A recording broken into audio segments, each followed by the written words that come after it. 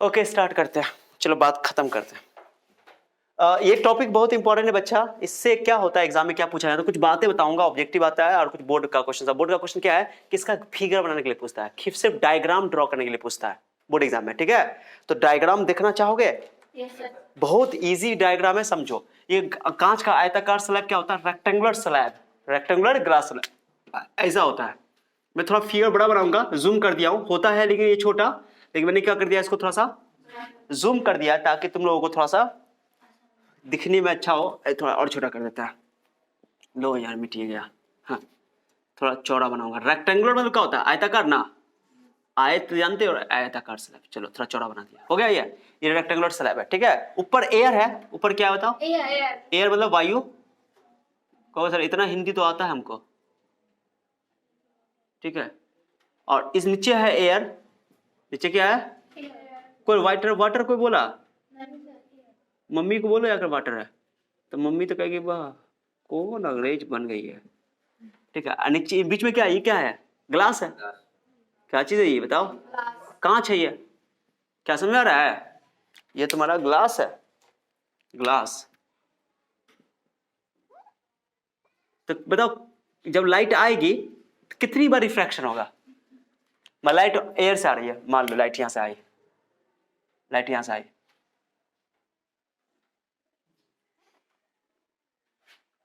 यहां से आएगी। मैं इसको क्या कर रहा हूं, देखो क्या कर रहा हूं, क्या कर रहा हूं बताओ बताओ। ये डॉट डॉट मैंने बना दिया, क्या डॉट डॉट मतलब इसकी एक ओरिजिनल पाथ थी। अगर ये लाइट, ये ग्लास ना होता तो ऐसे आता, क्लियर हो गया। बट ऐसे नहीं आएगा, यहां पर तो आया। कोई डाउट किसी को? एक बार उसको ये यहां पर रिफ्रैक्शन होगा, अपवर्तन होगा, क्योंकि यहां पर मीडियम चेंज हो रहा है। यहां पे एयर है, यहां पे ग्लास है, तो लाइट यहां पर क्या होगी? एयर से ग्लास में आएगी, एयर से एयर हो गया तुम्हारा रेयर यानी विरल माध्यम जिसमें स्पीड ज्यादा है, और ग्लास हो गया डेंसर यानी सघन माध्यम जिसमें स्पीड कम। कोई डाउट किसी को? तो क्या होगा? एयर से हाँ ग्लास में आएगा तो अभिलंब की ओर झुकेगा कि अभिलंब से दूर भागेगा? नॉर्मल की ओर बेंड होगा कि नॉर्मल से दूर बेंड होगा? की ओर झुकेगा, क्योंकि चूंकि विरल से सघन में जा रहा है। जब भी विरल से सघन में प्रकाश जाती है तो अभिलंब की ओर झुक जाती है। चूंकि एयर से ग्लास में आ रही है, ग्लास ज्यादा डेंस है ना, डेंसर है एयर के कंपैरिजन में। तो क्या करो पहले जब भी रिफ्लेक्शन करवाना हो तो क्या करवाना पड़ेगा? नॉर्मल, नॉर्मल बनाना भूलना नहीं है। दिख रहा है क्या? ओके चलो, कोई डाउट किसी को आए? ओके नॉर्मल हो गया, ये पॉइंट पे हो गया। अब बताओ थोड़ा नॉर्मल थोड़ा बड़ा बनाना था, हाँ चलो ठीक है। ई एंगल को बोल देता हूँ आई, क्या बोलता हूँ? इस एंगल को बोल देता हूँ आर। किसी दिक्कत है? बताओ। तो पहले नॉर्मल बनाओ ना, तो गड़बड़ाइए गया। नॉर्मल अभी अभिलंब की ओर झुकाएंगे ना इसको, झुकावे ना किया क्या सर आप भी लो। चलो पहले नॉर्मल की ओर झुकाओ लाइट को, झुका। ये हुआ कमाल की बात है। ये एंगल जो है ना, ये एंगल जो तुम्हारा दिख रहा है छोटा सा, ये आर बोलेंगे। आर दिख रहा है क्या अच्छे से? तुमको ना दिख रहा है? हाँ फोन में भी दिख रहा है, दिख रहा है। चलो ठीक है, आर दिख रहा है, चलो ठीक है जी। चलो मिट गया। यहाँ पे लाइट आई, यहाँ पे लाइट आई, जल्दी बोलो। अब बताओ इसको जानी चाहिए थे सीधे, जाएगी नहीं सीधे? यहाँ पे भी एक नॉर्मल मिलेगी, इसको मिलेगी। अब बताओ यहाँ पर जो लाइट आएगी, यहाँ पे एक बार अपवर्तन तो यहाँ हो गया, एक बार अपवर्तन यहाँ होगा। क्यों? क्योंकि यहाँ पे एयर से ग्लास में आ रहा था और यहाँ पे ग्लास से, तो यहाँ पर डेंसर से रेयर में जाएगा, सघन से विरल में जाएगा, तो क्या होगा? अभिलंब से, तो अभिलंब से दूर भागेगा, ठीक है। तो ये जो एंगल है ना अभिलंब से, ये पूरा एंगल ना, ये एंगल, ये आई होगा, ये आर होगा, लेकिन हम इसको आर ही बोलेंगे, आई नहीं बोलेंगे। पूछो क्यों? क्योंकि ये तिरछा तिरछी कौन है, एकांतर कौन, बराबर होगा। ये जितना एंगल होगा वो भी। उसके बाद ये एंगल को बोल देता हूं, इस एंगल का नाम देता हूं ई। क्या देता हूं नाम? क्यों बोलते ई बताता हूं, वेट करो। पहले बताओ समझ में आया अच्छा से बात कि कैसे कैसे लाइट, कैसे रे समझ में आया? रे रे रे रे रे रे समझ में आया? थोड़ा इसको मैं पैरेलल लूंगा, इसके पैरेलल होना चाहिए ओरिजिनल वाले के। ओरिजिनल वाले के क्या होना चाहिए? पैरेलल लग रहा है क्या? पैरेलल लगना चाहिए, पैरेलल, ठीक है। इसका मतलब क्या हुआ कि जैसे जिस रास्ते से आया था उसी रास्ते पर वापस निकल गया, अंदर में मुड़ा, अंदर यानी कि लाइट यहाँ पर रिफ्लेक्शन हुआ, यहाँ पर ओवरऑल नहीं मुड़ा, ओवरऑल। अरे ये सिंपल सा बात है, देखो ना, आया इस रास्ते से, आया इस रास्ते से कि मुंह देखो इसका, मुंह किधर है, मुंह इधर है, मुंह इधर है, जो डायरेक्शन मान लो इधर पश्चिम है, क्या है बताओ, अंदर आया, थोड़ा मुड़ा, पश्चिम से थोड़ा सा डेविएट हुआ, जैसे मैंने हम ऐसे थे, डेविएट हुए, फिर वापस ऐसे हो गया, क्या समझ आ रहा है? जिस डायरेक्शन में थे उसी डायरेक्शन में, तो डेविएशन माने कि यहां पर तुम्हारा रिफ्रैक्शन हुआ, यहां पर रिफ्लेक्शन हुआ, रिफ्लेक्शन की वजह से थोड़ा सा बेंड हुआ, फिर यहां पर भी बेंड हुआ, रिफ्लेक्शन यहां भी हुआ, रिफ्लेक्शन। लेकिन अगर तुमसे पूछो बताओ क्या वो ओवरऑल क्या डेविएट किया, माने कि मुड़ा का कुछ नहीं, जिस डायरेक्शन में था उस डायरेक्शन में आ गया। नो, जो इनिशियली जो उसका पाथ था भाई, पाथ के पैरेलल हो गया ना, हो गया। एक चीज समझो, मैं बताऊंगा अच्छा सा, टेंशन मत लेना। क्या बार रिफ्रैक्शन हुआ? एक बार हुआ एयर और ग्लास के फेस पर, एयर ग्लास इंटरफेस पर, इसको इंटरफेस बोलते हैं, एयर ग्लास के इंटरफेस पर। एक बार हुआ ग्लास एयर इंटरफेस पर, यहां पर लाइट एयर से ग्लास में जा रही थी इसलिए नॉर्मल की ओर झुक गई, और यहां पर लाइट ग्लास से एयर में जा रही थी इसलिए नॉर्मल से नॉर्मल। अब इस कदर भागेगी याद ना कि जो ओरिजिनल पाथ था ना, जो आपतित किरण थी, इंसिडेंट रे थी, इंसिडेंट रे और जो लास्ट वाला जो अपवर्तित रे है, अपवर्तित किरण है, तो लास्ट कई बार अपवर्तन हुआ? दो ना। जब भी दो बार अपवर्तन हो ना, तो पहले वाले के लिए ये हो गया आपतित किरण, ये क्या हो गया, और ये हो गया आपतन कोण, ये हो गया अपवर्तन कोण, एंगल ऑफ इंसिडेंट, सॉरी इसको बोलेंगे इंसिडेंट रे, और इसको अपवर्तित रे यानी कि रिफ्रैक्टेड रे, और इसके बाद इसको बोले एंगल ऑफ इंसिडेंस, इसको बोलेंगे एंगल ऑफ रिफ्रैक्शन, ठीक है। बट जब दूसरी बार जब होगा ना, तो उस केस में तुम ये शब्द इस्तेमाल नहीं करना, ये तो ठीक है, ये वाला इस ये जो हुआ है उल्टे हो रहा है, साफे हो रहा है। ये जो दूसरी बार जो रिफ्रैक्शन हुआ है ना, तो यहां पर इसको बोलेंगे आपतन कोण है, एंगल ऑफ इंसिडेंस है। लेकिन ये आर ही क्यों ले लिया गया सर? क्योंकि ये लाइन और ये लाइन पैरेलल है, दो या ये नॉर्मल कैसे होगा? नॉर्मल ये नॉर्मल है, ये नॉर्मल है, नॉर्मल पैरेलल है कि नहीं है? और जब दो लाइन पैरेलल होता है सर, पैरेलल होता है तो उसके तिरछा तिरछी एंगल जो होता है, ये एंगल है, ये एकांतर कोण अल्टरनेट एंगल इक्वल होता है, तो नॉर्मल तो पैरेलल ही होगा। अरे समझे रे? तो ये आर है, ये आर है, भी क्या हो जाएगा? कोई डाउट किसी को? हाँ देखो, वो डेविएट तो नहीं किया है, मुड़ा तो नहीं है, लेकिन थोड़ा सा शिफ्ट हो गया है, पहले जा रहा था उधर, अब जा रहा है, अरे यार हम अभी जा रहे हैं पश्चिम, कहाँ जा रहे हैं? अब हम उधर गए, ऐसे करके लो, ऐसे उतर के चले गए, ऐसे करके चले गए, अब फिर पश्चिम में जा रहे हैं, तो हम तो दिशा मेरा सेम है, डायरेक्शन सेम है, लेकिन हम थोड़ा सा क्या हो गया, शिफ्ट हो गया, थोड़ा खिसक गया। क्या हो गया भाई? लाइट हुआ है, लाइट यहाँ पर खिसक गया है, क्या हो गया? लाइट रे खिसक गया है, क्या समझ आया? हाँ, तो खिसक गया तो कितना खिसका है, कितना खिसका, इतना डिस्टेंस खिसका है ना, किसका? इसको डी बोल रहा हूं, इसको बोलते हैं लेटरल शिफ्ट। क्या बोलते हैं? हाँ समझे, क्या बोलते हैं इसको? इसको बोलते हैं पार्श्विक विस्थापन। हाँ, विस्थापन हुआ, थोड़ा सा खिसक गया, दिशा चेंज नहीं हुआ, जिधर से जिस रास्ते से आ रहा, जिस दिशा में चल रहा था लाइट, अपवर्तन के बाद, दो बार अपवर्तन के बाद उसी दिशा में जा रहा है, डायरेक्शन चेंज नहीं हुआ, लेकिन डिस्प्लेसमेंट हुआ, कुछ शिफ्ट हो गया, खिसक गया अपनी जगह से। क्लियर हो गया? हाँ, तो मैंने क्या बोला, ये वाली बात क्लियर हो गया। ये हम लोग शिफ्ट का फॉर्मूला भी निकालेंगे, माने वैल्यू बताएंगे, डी किस बात पर डिपेंड करता है, पार्श्विक विस्थापन किसको बोलते हैं। तो पहले सुनो, ये हो गया आपतन कोण, ये हो गया अपवर्तन कोण, ये अपवर्तन को आपतन कोण कहलाएगा इस वाला अपवर्तन के लिए, ठीक है। लेकिन आर आर है बराबर, कोई दिक्कत नहीं। लेकिन लास्ट वाला, जब भी दो बार अपवर्तन हो, लास्ट वाले किरण में जो होगा, लास्ट वाला जो ये होगा ना, ये वाला देख रहा हो, इस एंगल को बोलेंगे, ये तो ऐसे है अपवर्तन कोण, एंगल ऑफ रिफ्रैक्शन है, क्या है ना जी। इस वाले अपवर्तन के लिए, इस वाले रिफ्रैक्शन के लिए लास्ट वाला जो कोण है वो तो अपवर्तन कोण है, क्योंकि यहां पर अपवर्तन हुआ है। लेकिन जब भी दो बार अपवर्तन होगा तो उसको बोलते हैं निर्गत कोण। क्या बोलते हैं? Angle of emergence. क्या बोलते हैं उसको? इसलिए इस लिखा गया, बुझ गया। अब जब भी दो बार अपवर्तन होगा ना, तो लास्ट वाला अपवर्तन में जो अपवर्तन कोण होगा उसको बोलेंगे निर्गत कोण। क्या समझ आ गया? मैंने क्या बोला, फिर से रिपीट करो। जब भी दो बार अपवर्तन होगा तो लास्ट वाला अपवर्तन में जो अपवर्तन कोण होगा उसको अपवर्तन कोण नहीं बोलेंगे, उसको बोलेंगे निर्गत कोण। क्लियर हो गया? बुझ गया? हाँ, आर को कुछ बोल रहा है, आर के बराबर है, छोड़ो, वो आपतन कोण है, उसका चिंता नहीं। लेकिन इसको निर्गत कौन बोलेंगे, समझे? हाँ, इसको किरण को बोलेंगे निर्गत किरण। क्या बोलेंगे? इस किरण को बोले अपवर्तित किरण नहीं बोलेंगे, बल्कि बोलेंगे निर्गत, निगृत, निर्गत किरण। हाँ, बुझ गया? अब एंगल ऑफ इमरजेंस बोलते हैं अंग्रेजी में, और इसको बोलते हैं, रे को बोलते हैं angle of emergent, sorry emergent ray. क्या बोलते हैं इसको? इस रे को बोलते हैं इमरजेंट रे, और एंगल ऑफ इमरजेंस बोलते हैं इसको। क्लियर हो गया? जब दो बार अपवर्तन होगा तब ऐसा बात करेंगे, जब लास्ट वाला अपवर्तन होगा। क्लियर हो गया? तो नाम यहां पर देना चाहो तो दे सकते हो। ए ओ, क्या बोलते हैं इसको? ओ डैश या ओ, ए ओ या ए बी सी डी। कोई दिक्कत किसी को? इसका नाम दे दो एम डी ई दे दें यहाँ लास्ट में। चलो लास्ट में, कोई दिक्कत नहीं, समझ लो जी। अरे बोलो ना। अब एक चीज सुनो, कुछ खास बात पहले बताओ। ए बी को क्या बोलेंगे? ए बी को बोलो। ए बी को क्या बोलेंगे? आपतित किरण। क्या बोल देंगे? आपतित किरण। इंसिडेंट रे क्या बोल देंगे बाबू? Incident ray. समझाने के लिए सब लिख रहा हूं, कोई दिक्कत नहीं है, ठीक है? आर को बोल देंगे, चलिए ए बी हो गया। बीसी रे को बोलेंगे, बीसी को बोलेंगे अपवर्तित किरण। क्या बोलेंगे?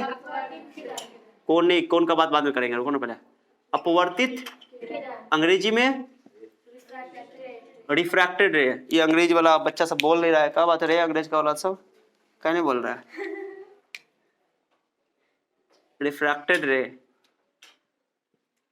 रिफ्रैक्टेड रे। उसके बाद सीडी को क्या बोलेंगे? सीडी को बोलो, बोलो जल्दी। सीडी को क्या बोलोगे? निर्गत किरण। जब दो बार अपवर्तन होगा तो लास्ट वाला जो अपवर्तित किरण होगी उसको निर्गत किरण बोलेंगे। क्या बोलेंगे? अंग्रेजी में बोलते हैं इमरजेंट रे, क्योंकि रे यहां से फाइनली निकल गया। अरे अंदर लाइट गया, अब फाइनली यहां से क्या हो गया?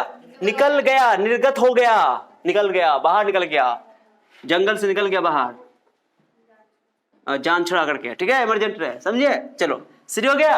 अब एंगल की बात कर लेते हैं। किसकी बात कर लेते हैं? चलो एंगल की बात कर लेते हैं। एंगल कौन है बच्चा, बोलो तो? एंगल आई। एंगल आई के बारे में क्या ख्याल है? आपतन कोण।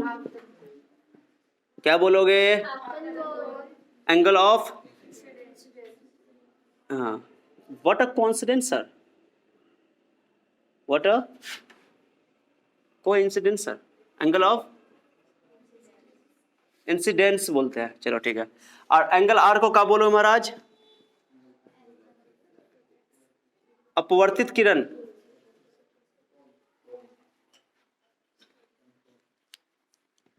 अपवर्तन कोण, कौन कौन? अपवर्तन कोण।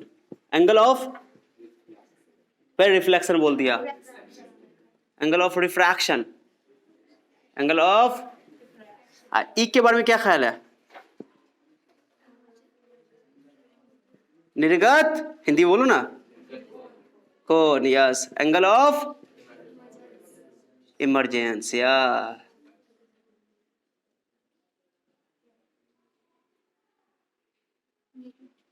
तुम्हारे लिए मेरे पास कुछ है, सुनना है तो इसलिए नहीं ध्यान दो, यहां ध्यान दो, है ना? कोई डाउट किसी को? इतनी बातें पहले बता दी मैंने। बताओ, ए बी आपतित किरण, इंसिडेंट रे, बी सी अपवर्तित किरण, रिफ्रैक्टेड रे, सी डी निर्गत किरण यानी कि इमरजेंट रे, आई को एंगल ऑफ इंसिडेंस आपतन कोण, और आर को अपवर्तन कोण यानी कि एंगल ऑफ रिफ्रैक्शन, ओके। और ई को बोलेंगे निर्गत कोण यानी कि एंगल ऑफ इमरजेंसी। एयर को बाद में लिखेंगे, एयर को, एयर को दो। कोई डाउट किसी को? अब एक, जब भी तुमको एक चीज समझना, मैं जो बोल रहा हूं गौर सुना, जब भी आयताकार स्लैब से प्रकाश का अपवर्तन होगा तो क्या बार अपवर्तन होगा, जल्दी बताओ? दो बार। एक बार होगा एयर और ग्लास इंटरफेस पर, एक बार होगा ग्लास एयर के इंटरफेस पे। दो बार अपवर्तन हो रहा है, और दो बार अपवर्तन कभी भी होगा तब हम उसके लिए एक टर्म इस्तेमाल करते हैं, निर्गत। क्या चीज इस्तेमाल करते हैं? निर्गत। निर्गत, ये निर्गत। क्लियर हो गया? अब याद ना, आपतित किरण ऐसे जा रहा है, निर्गत किरण भी। आपतित किरण कैसे जा रहा है बताओ? ऐसे, ऐसे जा रहा है, और निर्गत किरण भी। दोनों क्या हो गया? दोनों क्या हो गया? पैरेलल। ये याद रखना, प्रूफ भी कर देंगे अभी। पैरेलल में क्या होगा कि ये कोण है, ये कोण आपस में क्या होना चाहिए? ये प्रूफ कर देंगे अभी कुछ देर में, चिंता नहीं करो। ओके, तो आई बराबर, तो पहली बात याद ना कि आपतित किरण और निर्गत किरण हमेशा पैरेलल होता है। क्या बोला, फिर से बोलो, पैरेलल होता है, समांतर होता है, ठीक है। ये एग्जाम में आ सकता है कि आपतित किरण और निर्गत किरण समांतर होती हैं। ओके, जब भी आयताकार कांच के खिलाफ से अपवर्तन होगा तब। और उसके बाद आपतन कोण और निर्गत कोण बराबर होते हैं। क्या बोला, फिर से बोलो। अरे जब पैरेलल है तो बराबर तो होगा ही ना, क्योंकि ये तुम देख लो, ये ऐसे करके ये पैरेलल, संगत कोण पढ़ते ना, संगत कोण, ऊपर ऊपर एक साइड, ये ऊपर ऊपर एक साइड और नीचे नीचे एक साइड, ऐसे करके ऊपर नीचे जैसे बोलो एक साइड, जो भी है। तो ये कोण और ये कोण क्या है, बराबर है। ओके, आपतन कोण निर्गत कोण का होगा, अगर 30 डिग्री दिखना होगा, बुझ गए, दम दिमाग में सेट कर लेना। दो बात समझ में आ गई, प्रूफ करके बताया जा सकता है। पहले क्या करो, लिख दो, मैं यहाँ पर कुछ पॉइंट लिख देता हूँ। मैं क्या लिख देता हूँ, बताओ बताओ क्या लिखोगे।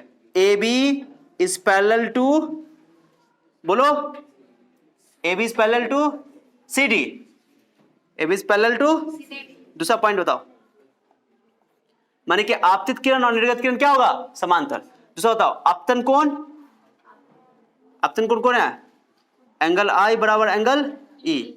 क्लियर हो गया, आपतन कोण और निर्गत कोण क्या होगा।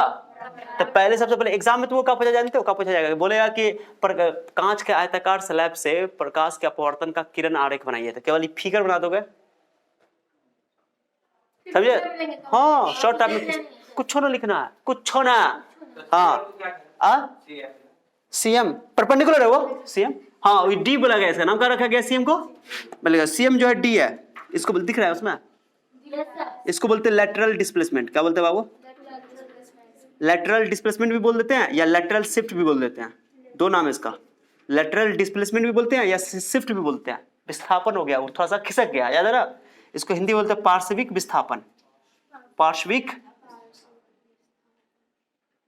पार्श्विक कैसे लिखोगे पार्श्विक, अगर मुझसे गलती हो जाए तो माफ कर देना, दूर से हिंदी में कैसे होगा समझ में नहीं आता है, कभी कभी हम भी भूल जाते हैं। हाँ सही है, तो इधर से ऐसे, चलो ठीक है, तुम लोग जान लेना।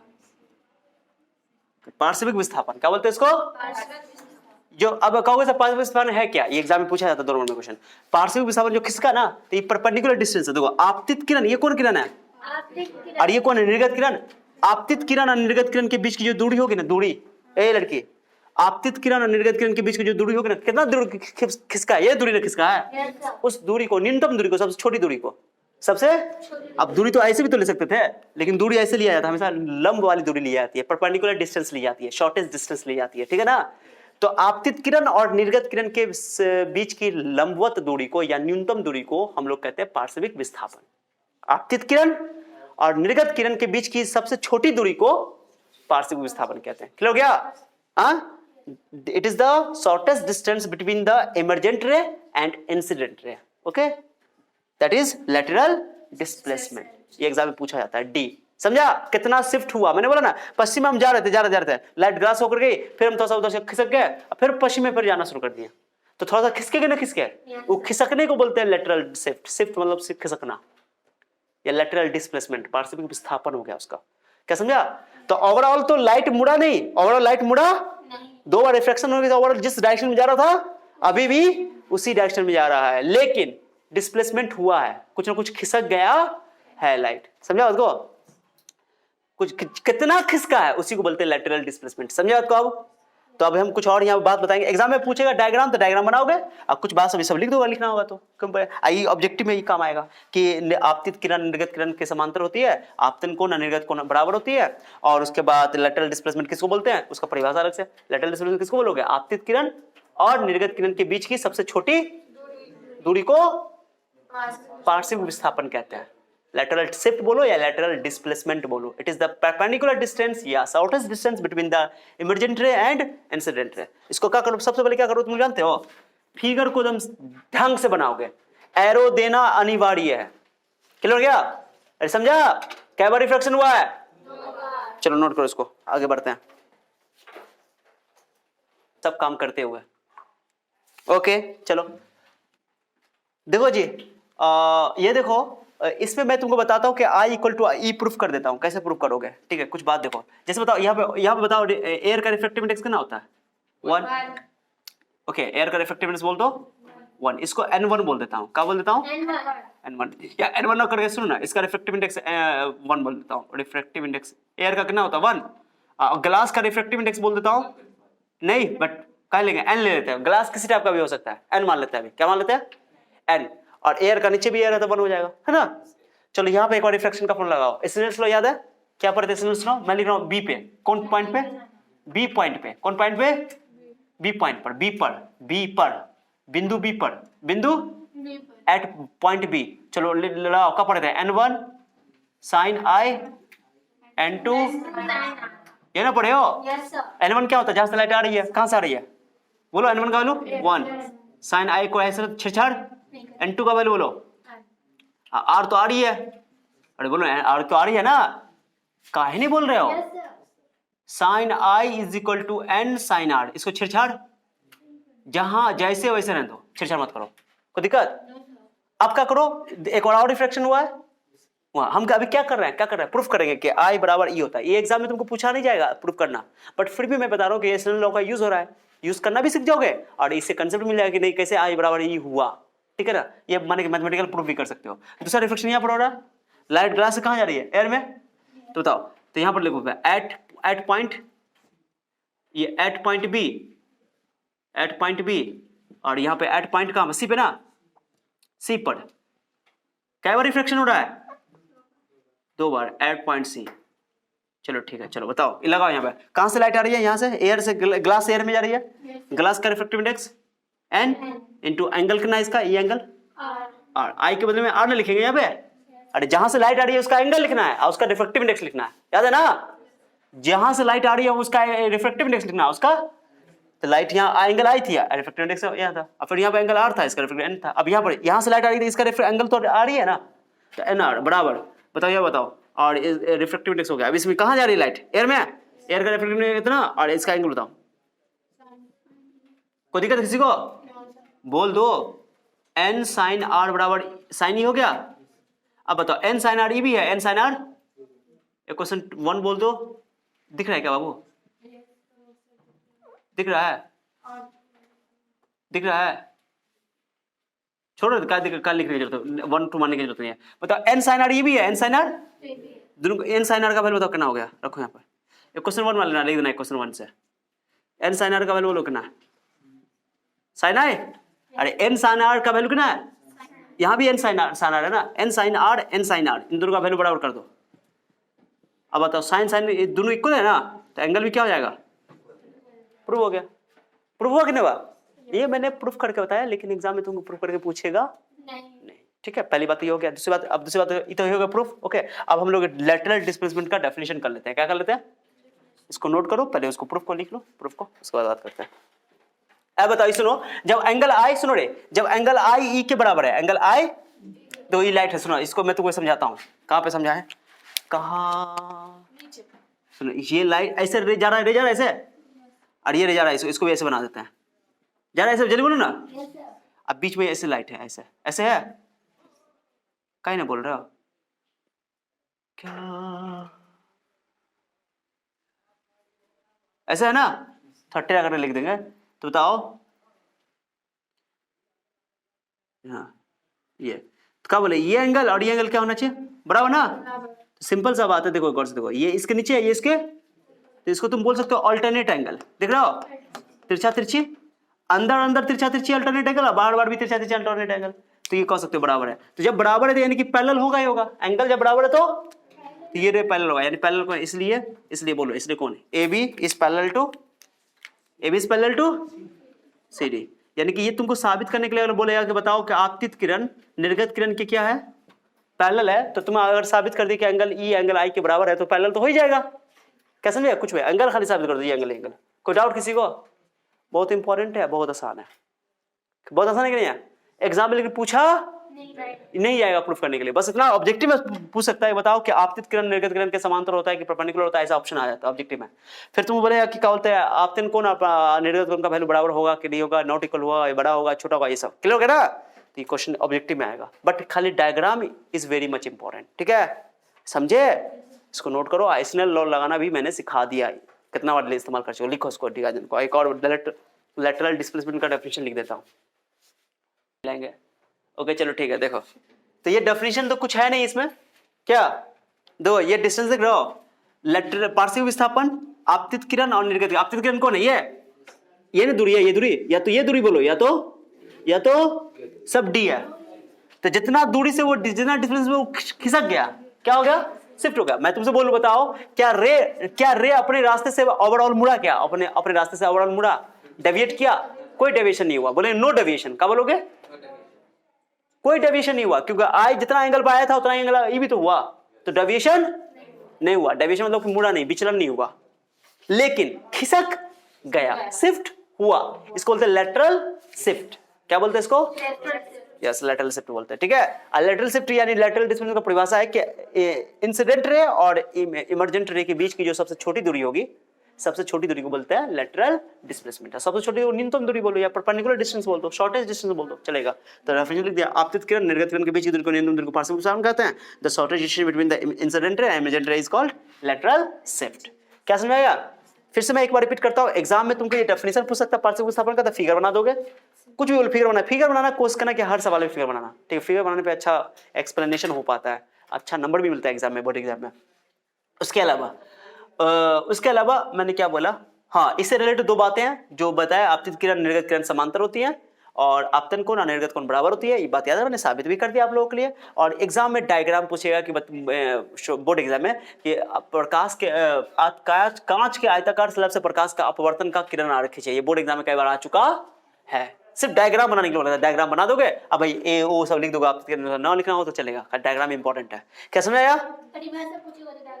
हाँ परिभाषा पूछेगा तो सब कुछ लिखना पड़ेगा, परिभाषा पूछेगा पार्श्विक विस्थापन ना, तो ये बना करके ये लिखना पड़ेगा, पार्श्विक विस्थापन क्या होता है, लेटरल डिस्प्लेसमेंट क्या होता है, तो ये डेफिनेशन याद कर लोगे और ये फिगर बना दोगे, कोई दिक्कत कुछ नहीं है। तो ये टॉपिक हो गया। अगला टॉपिक हम लोग का लेंस स्टार्ट होने वाला है। क्या स्टार्ट होने वाला है, लेंस सब स्टार्ट करेंगे, उसमें अपवर्तन सब पढ़ेंगे। ये टॉपिक हो गया, आज करें तो दैट्स ऑल।